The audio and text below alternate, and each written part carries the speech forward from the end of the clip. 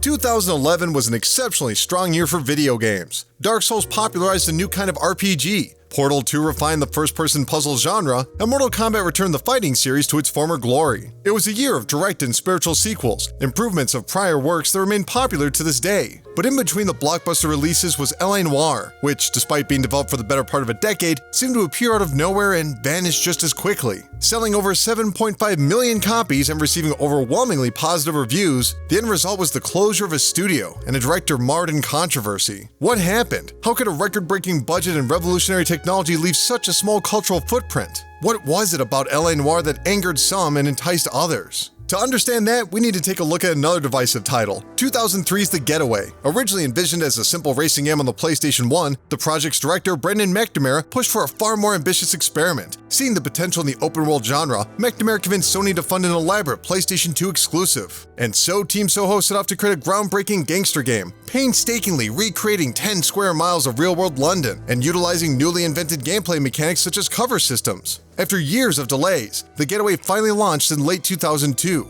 and to the surprise of nearly everyone involved, it quickly sold over 3 million copies, making it one of the best-selling PlayStation 2 games of all time. Even more surprising, McNamara would leave Team Soho in early 2003, founding his new studio Team Bondi in Sydney, Australia, ironically a country which temporarily banned the sale of The Getaway. For 8 long years, Team Bondi remained silent, diligently working on their debut game, Noire. Beyond a brief 2-minute trailer during E3 2006, little was known about the game. Some eventually classified it as vaporware, comparing it to Duke Nukem Forever. But they were wrong. Not only would Noire release, but it would be published by one of the most influential studios in the world, Rockstar Games. The timing couldn't be more perfect. Rockstar was reaching new levels of acclaim and notoriety following the release of 2008's Grand Theft Auto 4 and 2010's Red Dead Redemption. With the May 2011 date, the table was set for Noire to achieve similar success. But it didn't. Despite an extensive marketing campaign and being released on more platforms, Noire would go on to sell less than half of Red Dead Redemption's sales. Sure, it was the best new IP of 2011, but its tail was significantly shorter. It was nothing like the rest of Rockstar's popular catalog. The gameplay was slow and methodical, requiring a keen eye for detail and plenty of patience. The open world was vast, but lacked interaction. There weren't the usual set of side activities. And the moral freedom many had come to expect was completely absent, as players were forced to uphold the law.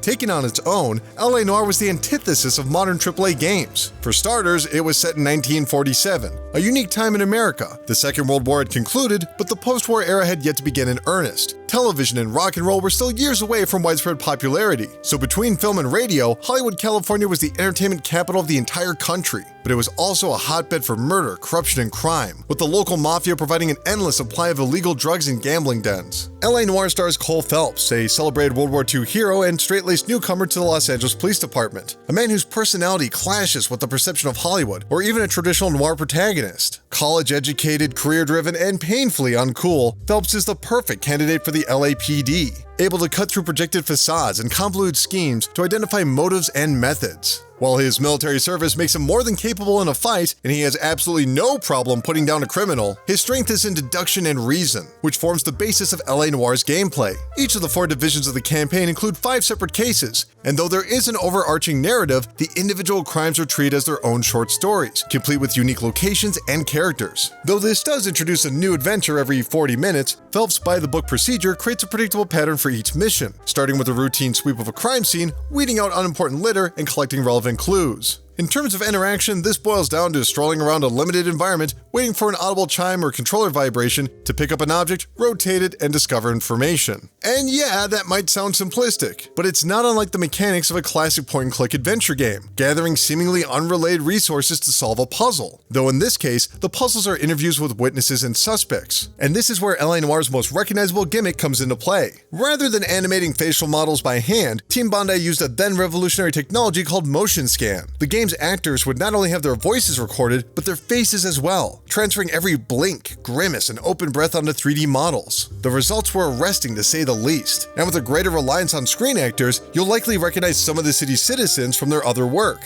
But the purpose of motion scan was more than impressive graphics. During an interrogation sequence, suspects often conceal the truth, but their subtle facial tics reveal their insincerity, giving Cole hints on how to direct his questioning, calm and understanding, forceful and threatening, or selecting from the collected evidence to disprove their lies. It's an all-or-nothing gamble, and breaking through a witness's defense mechanisms is deeply satisfying. At least, when it works. This being my second playthrough, I was already aware of how important the investigation sequences are, and made sure to document every single piece of evidence, as well as carefully listening to statements and staring at faces for giveaways. For the most part, I could select the right response, but every fourth mission or so, the choices felt out of sync, and my success rate would take a nosedive. At first, I chalked this up to simple user error, but the intuition points, unlockable aids that simplify sections of a case, tell a different story. For example, removing a line of questioning. However, in one instance, the game mentions only 13.2% of all users were able to pick the right answer after removing an option, meaning for this question, there was a 76.8% failure rate for players with extra help.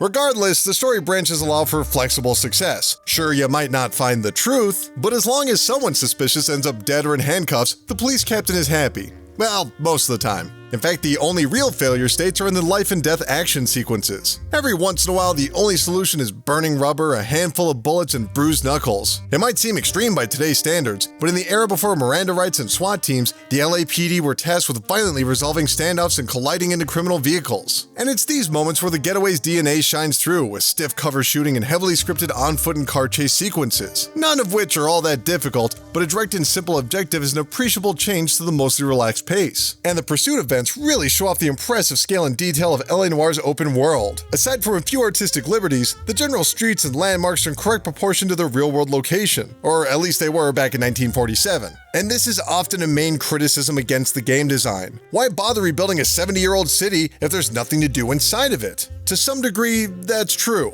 But LA Noire is a perfect example of the whole being greater than the sum of its parts. The best aspect of LA Noire isn't its story or gameplay or graphics, it's the potent sense of commitment. Every element endears the next. Incredibly detailed houses with multiple decorated rooms and authentic radio shows playing in the background appear for 10 minutes and then are never seen again. Likewise, the actors and voices of dozens and dozens of actors portraying elaborately written characters with carefully researched slang and mannerisms only appear for just one scene. Walking out of a building into 8 square miles of real-world 1940s Los Angeles never lost its appeal. Even though I often resorted to fast travel, the city was a crucial element. Because none of this needed to be here. It's conceivable a far more stripped-down version, removing the facial performances and open world, could have delivered a successful experience, but not the same effect. Now, it's far from perfect. As previously mentioned, a small number of cases feel snake-bit from the start, and the final story arc doesn't quite make sense. But the game's aspirational vision is unlike anything seen before or since, which unfortunately didn't line up with audience expectations. Players were anticipating Grand Theft Auto 1947. What they actually got was a mix of Heavy Rain, Ace Attorney, and Google Maps. But those that liked LA Noire evangelized it. After years of toiling away, Team Bondi finally got the last laugh.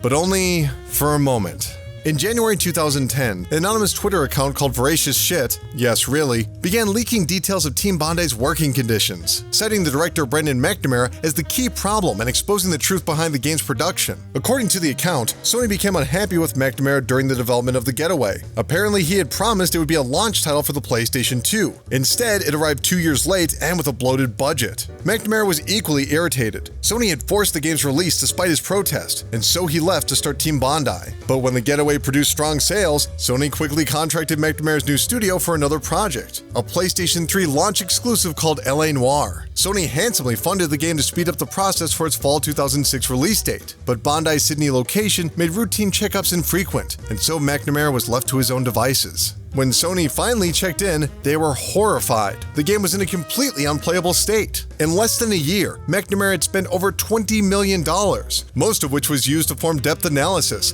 the tech company responsible for Motion Scan. Sony realized the project was unsalvageable without a sizable time and money investment. Fortunately for Bondi and Sony, Brendan McNamara's friends at Rockstar were interested in acquiring the entire project. And in perhaps the most telling sign of the entire story, Sony wrote off the $20 million and gave LA Noire to Rockstar for free, under the condition that Rockstar develop one exclusive for them. It's unclear if this deal was ever resolved, but for a time, Agent was meant to be that PlayStation 3 exclusive. According to some sources, Rockstar was so impressed by Team Bondi, they considered purchasing the studio outright and relabeling it Rockstar Sydney. From the outside, it looked as though Bondi was finally getting back on track. But according to former employees, development remained chaotic. One source describes McNamara as the angriest person he'd ever met. Allegedly, it was not uncommon for Brendan to scream at individual employees, berating them right at their workstations in front of their peers. In a later interview, Brendan defended his method, stating, "It's my game. I can go to anyone I want in the team and say I want it changed." And change was a constant at Team Bondi. Turnover was drastically high by any measurement. The studio was forced to recruit directly from college campuses. But the new employees would quickly become burnt out, as 60-hour weeks became 80-hour weeks, and for long stretches 120-hour weeks. So why did so many try to see it through? Because their hours and hours of overtime was unpaid. Their contract stated that payment would only come after the game shipped. That is, if they were still an employee. Even McNamara admits over 100 people left during production. And whenever an employee was lost, their work was dropped onto someone else. A former coder recalls doing the work of 4 people for months. For lengthy periods of time, the entire gameplay animations were created by a single person.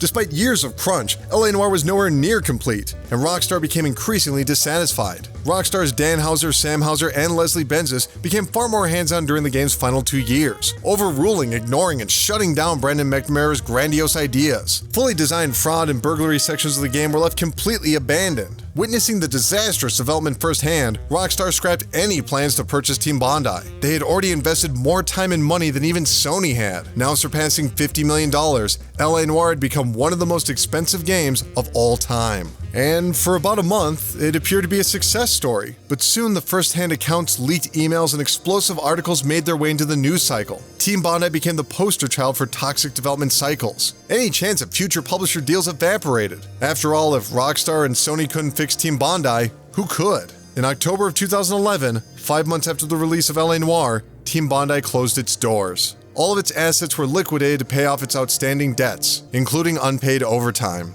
However, the company's properties were purchased by Candy Miller Mitchell, the Australian production company behind the Mad Max franchise. Somehow, KMM agreed to fund McNamara's next project, the deftly named Horror of the Orient. Taking place in 1936 Shanghai, it would have borrowed many gameplay systems from LA Noire. But by June of 2016, the project was confirmed dead. And so we come to the end of the story, the surprise re-release of LA Noire on current-gen platforms and the HTC Vive VR headset. All these years later, does LA Noire still feel fresh?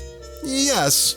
And no. It's ironic Team Bondi wouldn't live to see many of its ideas become popularized. Less than a year after LA Noire's release, Telltale's The Walking Dead would usher in a new age of adventure games, while facial performance capture technology would rapidly advance, with this year's Hellblade breaking new ground in the field. So why now? Why bring back LA Noire? Perhaps Rockstar is testing the waters for another sequel, but if so, they're not putting much effort into it. This latest port can look downright ugly at times, with fuzzy faces and muddy haircuts. The numerous audio glitches and hard cuts from the original have all been left unresolved. And then there's the unexplainable, such as this head temporarily turning green. Go figure. In fact, the only appreciable difference is in the interrogation sequences, where truth, doubt, and lie have been changed to good cop, bad cop, and accuse. But these new options still occasionally fail to fit the line of questioning. The sad truth is, in all likelihood, this quick port is Rockstar's second chance of recouping their investment. But it's also a second chance for Team Bondi's work. That's not to romanticize McNamara's horrific business practices. It's safe to assume his behavior only hurt the end result and caused misery along the way. But somehow the employees overcame the nightmarish development and abusive management and produced something truly great. There's a narration in the game's 5th mission that goes, "The case that makes you and the case that breaks you." For Team Bondi, LA Noire was one and the same.